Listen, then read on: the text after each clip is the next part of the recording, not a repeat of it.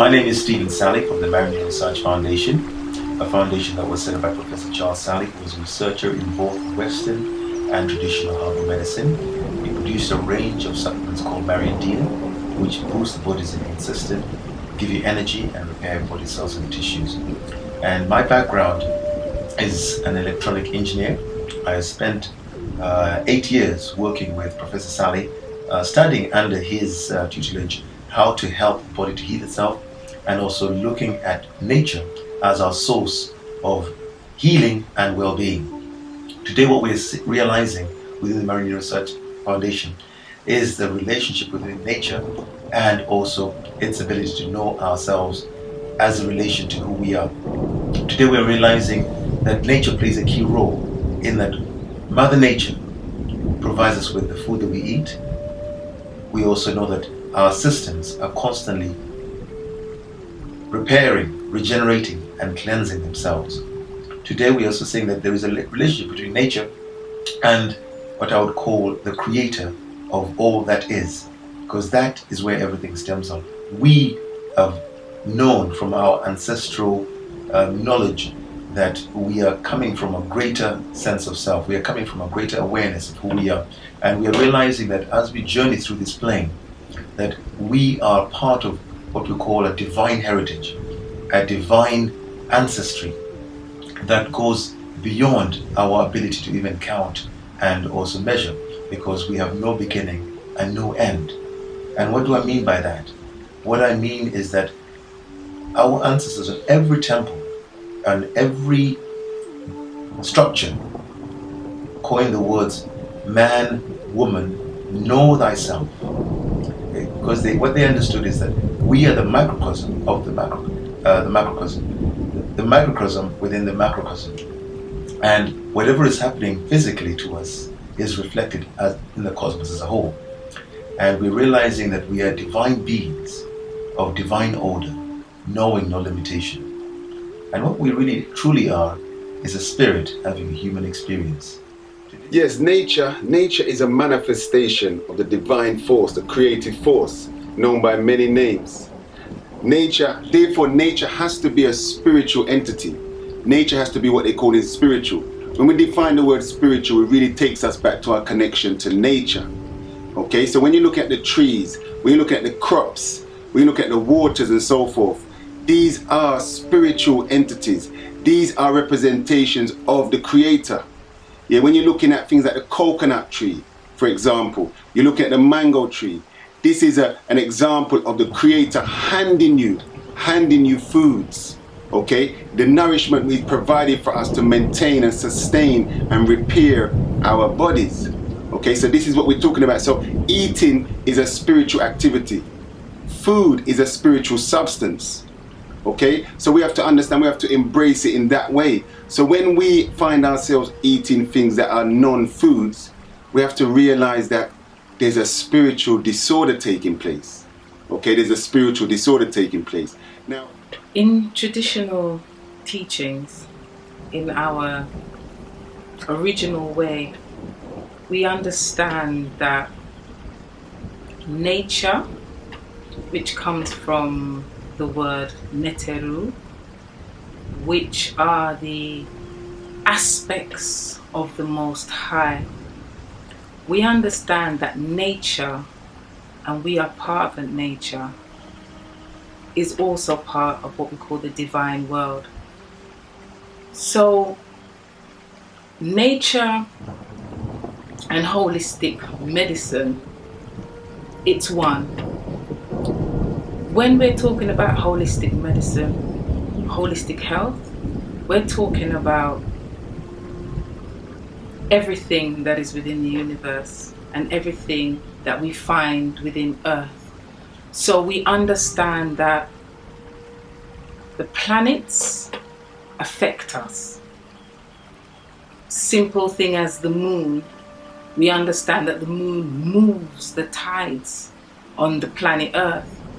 So if it can move the tides on the planet Earth, how much more can it move the waters within a human being? And we're at least 70% water.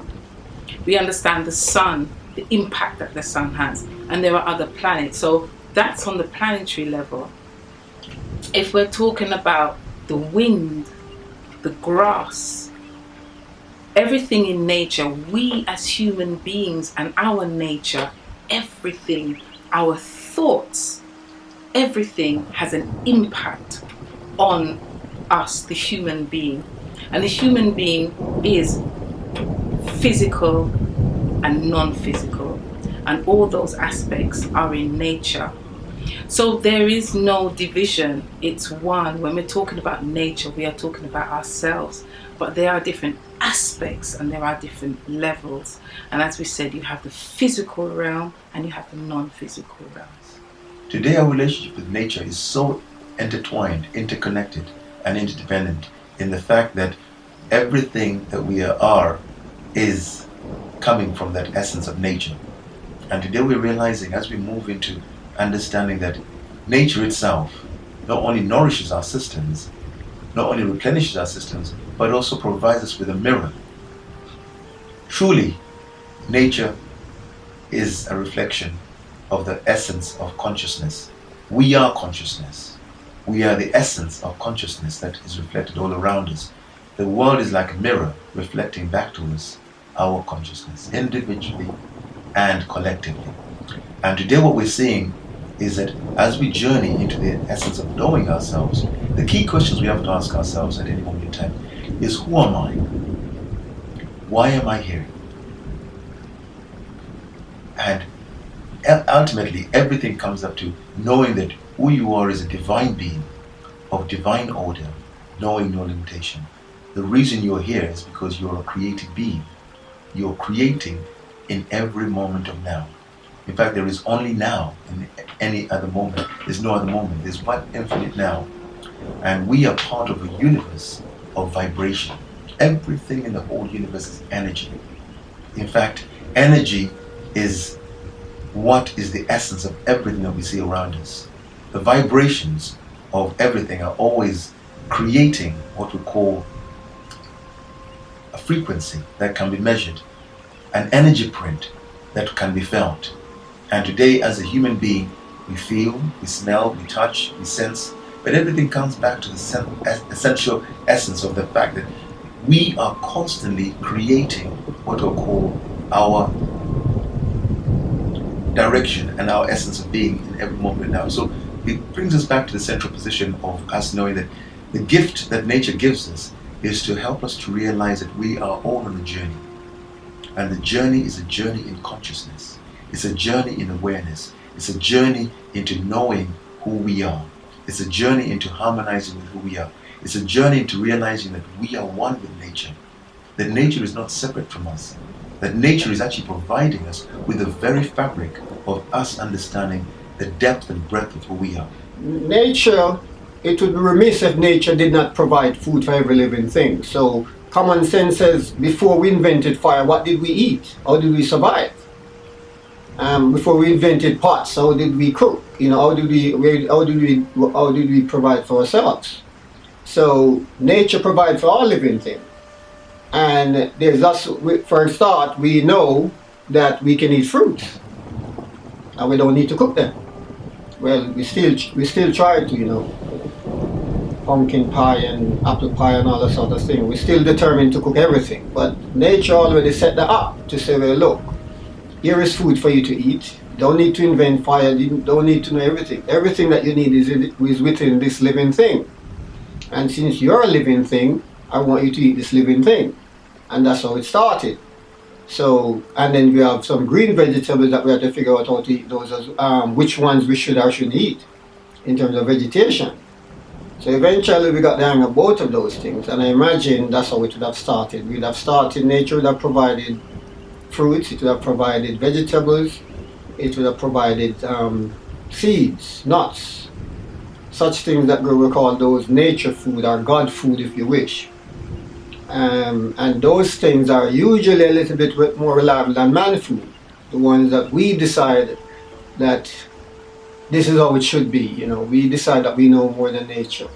So we decide we're going to denature the food, or we're going to process it, we're going to add things to it that the body probably the body does not quite agree with, you know, like we manufacture salt, etc. Really, as a representative and an advocate and an activist of African holistic health, you know, I find it so poignant that we embrace the original health system. You know, we understand how nature moved back then and how it kept a balance, what they call homeostasis today. You know, how it works in the body, how we as human beings are connected to nature, that interdependent relationship, how the oxygen, the wind, and this takes us into food, which we'll probably get onto shortly, because how food and how nature prepares the food, you see, and how our bodies are connected to process that food without it going through any other processing.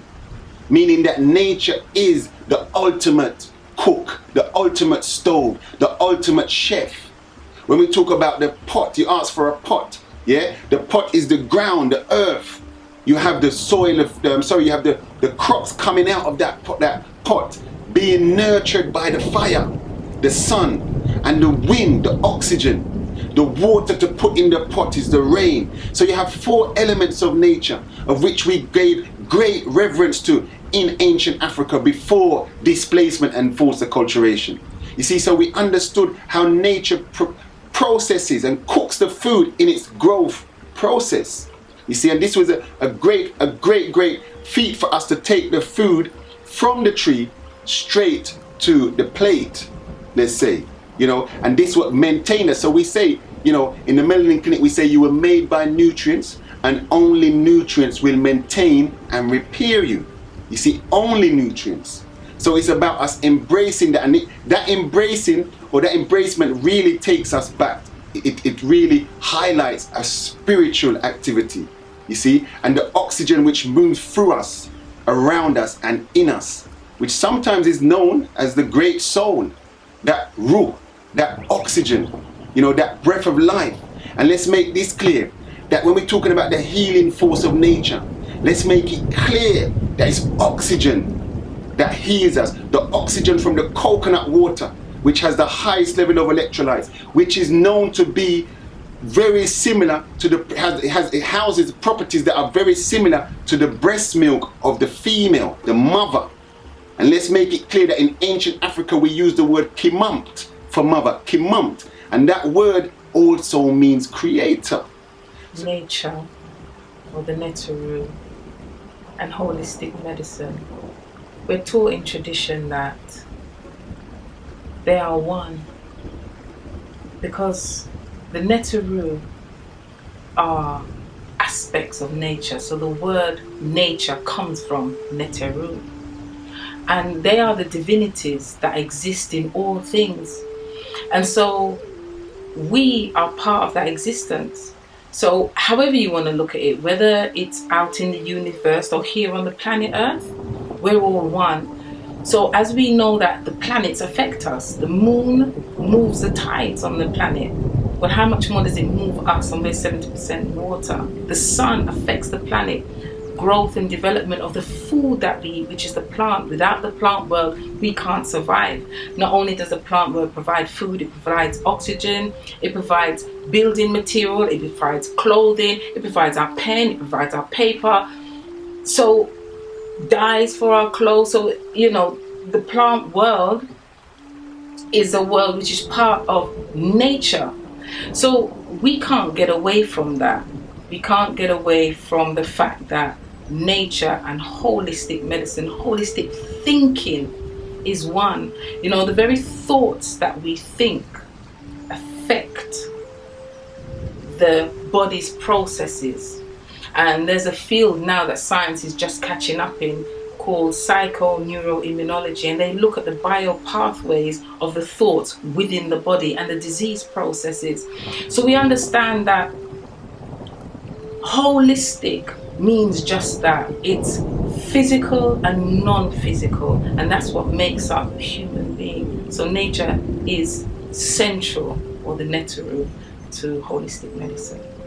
Human beings have always been looking for rules as to how to live. And obviously based on that rules, we come up with different perceptions about coming from a higher force. But the one that is unfailing, the one that's not disputable, is the nature one.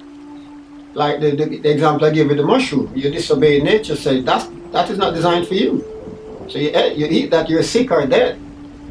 So that one is not disputed. So people have a choice to decide how they interpret all of that. That's not really my job right now. My job is to point out what works and what doesn't work, and what our nature itself indicate what we should do or we shouldn't do. And everything is all about holistic living, holistic well-being. And this comes back to the fact that nature itself works with wholeness. Nature works in harmony with rhythms and cycles. Everything is rhythmic. Everything is cyclic, meaning that there's cycles of nature. There are rhythms of nature. Nature actually operates in seasons.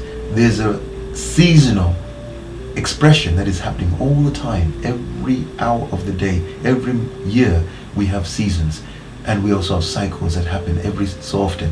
So that brings us back to our systems as well. We are constantly getting feedback. Our DNA, which is the blueprint of life. DNA is defined as deoxyribonucleic acid, and also you have RNA as well. Now our DNA, which I have termed in this recording as our divine natural awareness, that is the core principle, the core energy that automates our DNA. The awareness, the nature, and the divinity. Those provide us with a holistic template from which to work in.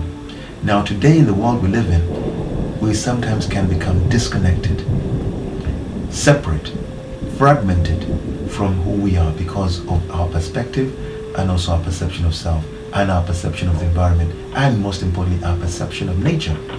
What we're seeing today in today's world is that we are so connected to nature that even the very food we eat in every moment is always communicating with our bodies. We take in energy through food.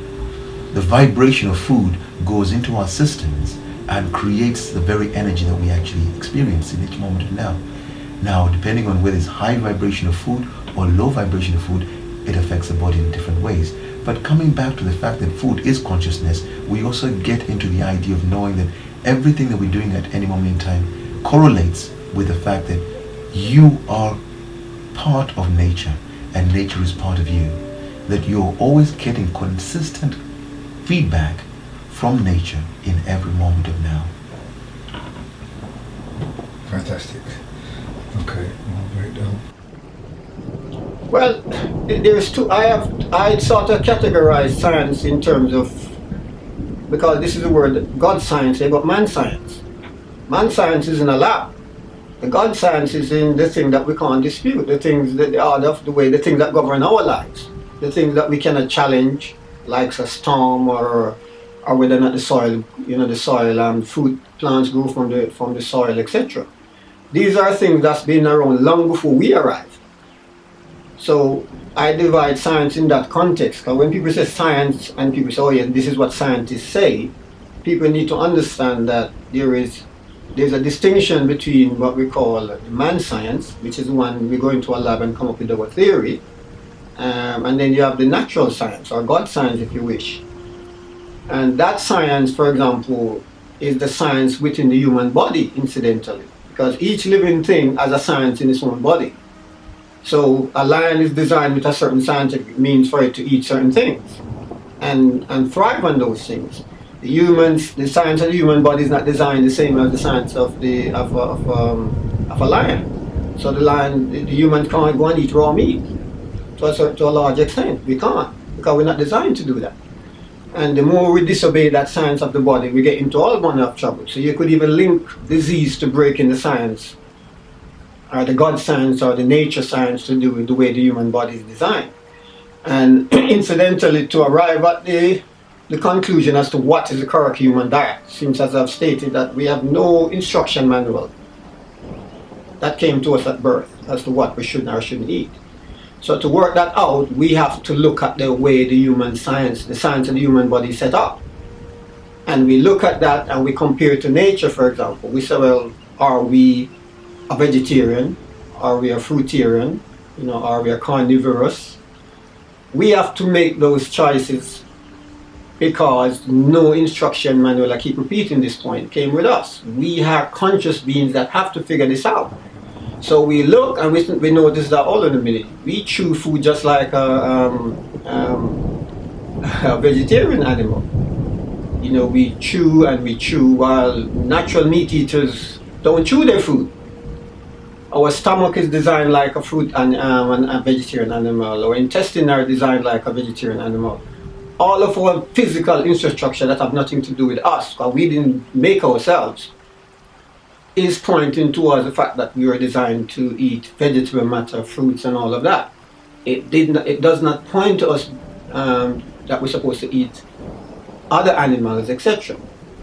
That's the science of the human body, but clearly this goes against people's perception in terms of, for example, we've been told that we are omnivores, that we can eat both flesh and vegetable. And the reason why this is acceptable to most people, because that's what most of us do. So if it's what most of us do, we think, oh well, that's proof enough, that's what we are. But that is like saying, well, because most of us smoke, then therefore we're supposed to smoke. The fact that we do it doesn't mean that that's what it is. What is the thing is that cause and effect. What is the effect from doing X, Y, Z? Because much of what we learn would have been trial and error, just like with the example to do with the mushrooms. I suspect that in Germany, the people in Germany would have ate those mushrooms maybe some centuries ago and recognized that they're poisonous. But the people from Syria, they ate their mushroom in their part and that was okay as well, that was edible. So when they come to Germany and see a similar one, they go and eat it and then somebody died. So causing it suggests that we learn by trial and error. And same way now we adopt this diet that we say is okay, like for example eating meat, and that becomes an adapted diet.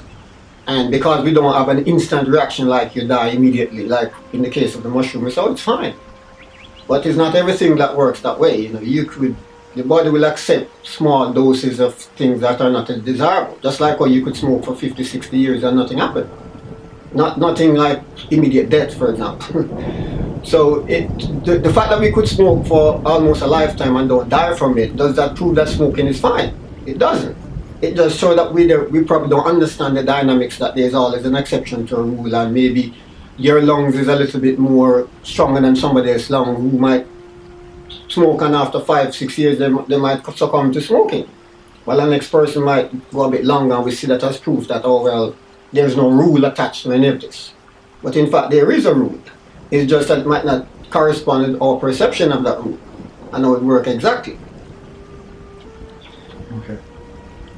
You know, one of the elements that we know here on Earth, naturally there are two elements, and even just looking at those elements there, you know, it's how do you get hydrogen a gas and oxygen a gas, but yet when they come together they form water, you know, and they come together in a very special way. It's two molecules of hydrogen and one of oxygen, and when they come together, like I said, a liquid.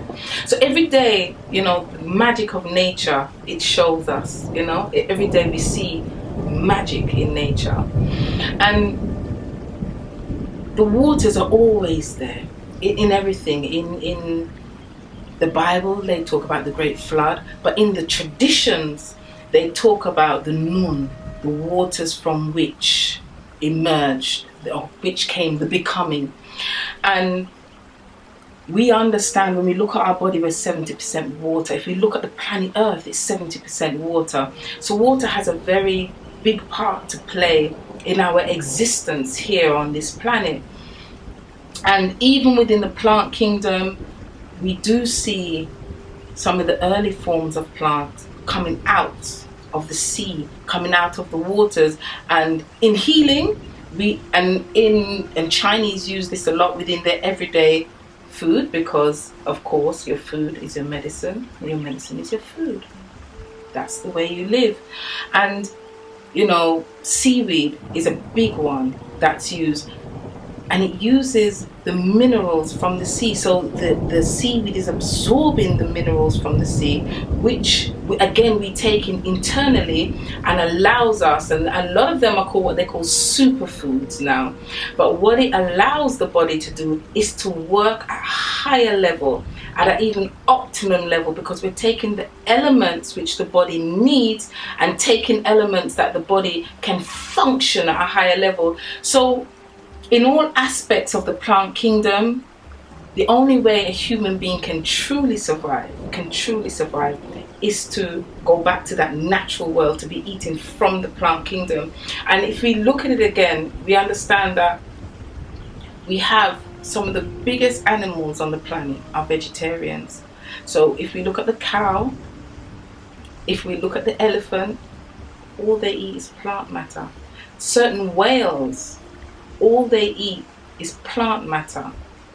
And that plant matter allows them to continue to grow.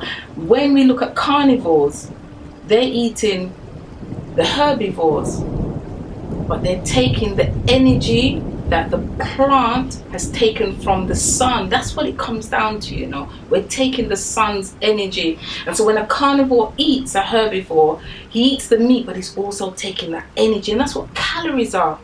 Calories is when the elements break apart and it releases that heat, that energy. That's the sun that's been changed and transformed into our food matter. And when you're eating high energy foods, you're going straight back to the plant and taking that energy from the plant. So the breath of life that comes through us also is in the foods. It's in the mango, it's in the coconut, it's in the watermelon, it's in the spinach, it's in the crops, it's in nature. You see, it's in the food. So when we say the plants or the trees are handing you these foods, they're handing you the healing force. But inside the oxygen, so we can just make it clear, inside the oxygen is a vital substance known by different terms to different cultures. Like for example, the Hindus will refer to it as prana. We'll come home to Africa and they'll use the term as sechem, meaning the spark of life that comes into the body when you breathe in that oxygen and it sparks, it combines with other acids in the body to bring life, electrical impulses. So what we have today is people that have stagnation in their blood, in their circulatory system, you know, stagnation. And we have electrolytes that are congesting the blood. Why? Because we're consuming foods and the minerals from the foods are not able to convert over to electrolytes, which is electricity for the body. They're unable to carry out this conversion. Why? Because the area, the environment that it's supposed to convert in is inadequate, is incompatible, because water has been absorbed, moisture has been absorbed from the circulatory system, from the river Nile, inside of your body. This is how you relate to nature.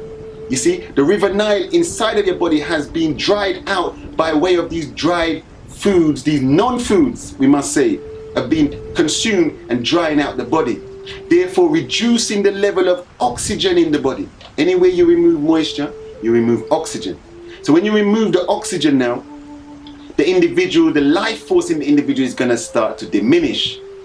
And therefore you're going to have all these other maladies. When we consume the mango, the watermelon, now we're enhancing the oxygen level in our body.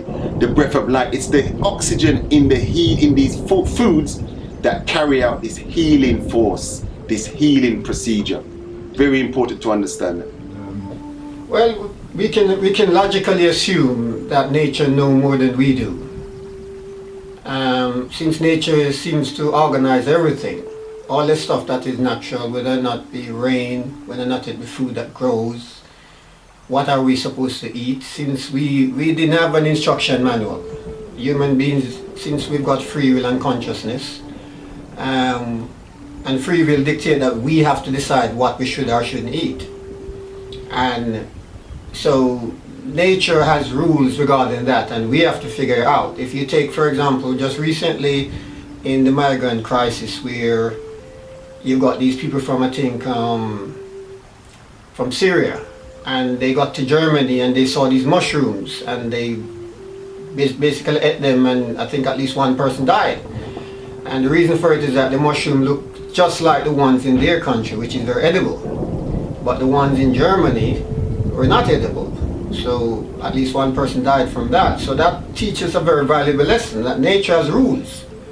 And human beings were not gifted with this, a built-in program, the way like a cow would not eat that mushroom because it's got a program to what it should or shouldn't eat. So it will not make a mistake like that. But human beings have no such guiding force within self. It's something that we have to consciously do. And that's our nature, if you want to term it in that way. So nature set things up in a certain, with certain orders and certain rules, and we have to figure out and live accordingly. And whenever we disobey these rules, we get punished for it. So, you know, my view on nature and how nature's play with man, nature's role and man's role with nature. There's this relationship with man and nature, and as we've grown to realize that when we abuse nature, you know, we pay the price. And so, with regards to health and how health and nature both works hand in hand, we see that if a person, you know, abuses nature, it doesn't matter how rich they are, it doesn't matter how healthy they are, in fact. It doesn't matter how powerful the medicines they're using, it doesn't matter if it's holistic or allopathic, it doesn't matter. What will happen is that nature will react in such a way, if it's been abused, that no medicine can help us. No medicine can help man at that time. We can see in the case of the bubonic plague, we can see in the case of many pestilence and diseases that's been thrown upon the earth when man abuses and contradicts nature. You see, he doesn't work in harmony with nature, then this contradiction costs man. And we see that in history, we've seen it in our present time as well, with the new diseases, with the new ways in which we abuse and cause harm to Mother Nature.